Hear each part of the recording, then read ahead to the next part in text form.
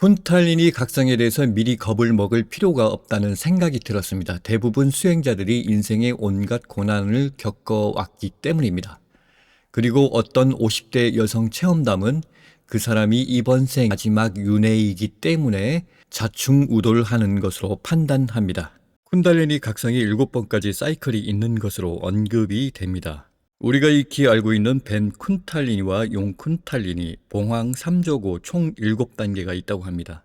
경지가 있는 다른 수행자들은 50대 여성이 40년간 쿤탈리니 경험에 대해서 믿지 못하는 경우가 다반사이고 때로는 내가 공격해보겠다 하는 웃기는 수행자도 있다고 합니다. 쿤탈리니 각성을 미리 겁먹을 필요가 없다는 말씀을 하고자 합니다. 특이한 케이스만이 유별나게 체험하는 데 이유가 있습니다. 쿤탈리니 4차 각성자의 영상 몇 편을 봤습니다.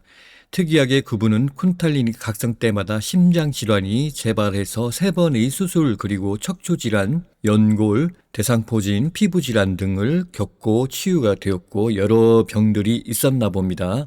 유별나게 질병 치료를 하길래 특이한 케이스구나 했습니다. 영상을 살펴본 바 대략 짐작이 갑니다.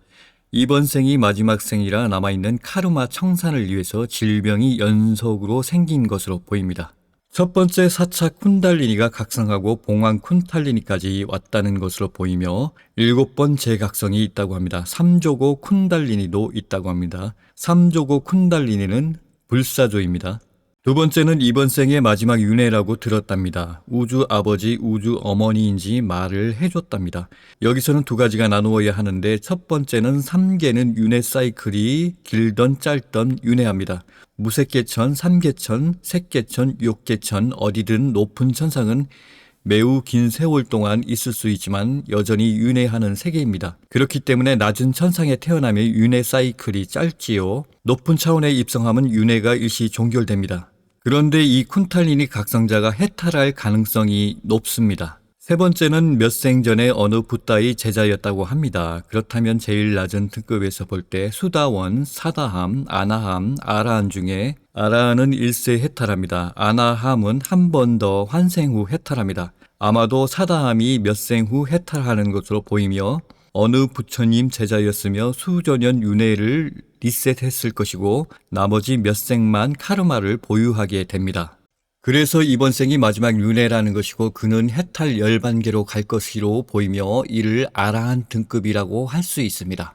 네 번째는 그가 기본 7차크라 각성만이 아니라 13차크라까지 개화가 되었다는 것은 우리 은하계가 12차원이고 이것은 3계이며 13은 초월적인 차원으로 건너가는 것입니다. 예전에는 다른 정보에서 25차원 언급도 있는데 잘못된 것으로 보이며 13차원을 초월해야 열반했다고 할 수 있습니다.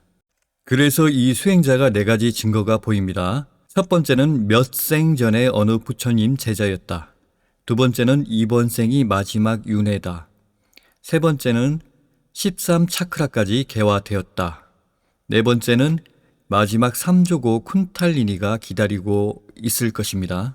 그래서 종합해 보건대 그 쿤탈리니 각성자가 각성 때마다 심장질환을 연속 3번 다른 병까지 얻고 치료받은 것은 그가 이번 생의 마지막 단계라 남아있는 카르마를 청산하기 위해서 이번 생의 질병 쪽에서 조금 고난했다고 볼 수 있습니다.